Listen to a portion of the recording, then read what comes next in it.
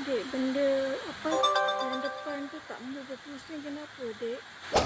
Ni kalau vacuum ni elok kan ni.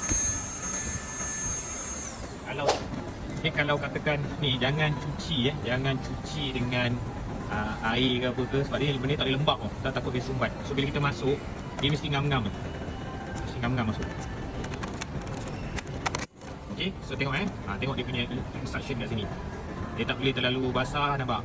Tak boleh letak air dekat dalam ni, tak boleh. Jangan letak air dalam ni, jangan dia terlalu basah sebab benda ni tak boleh basah. Okey, kalau sumbat macam mana kita nak tengok isu dia?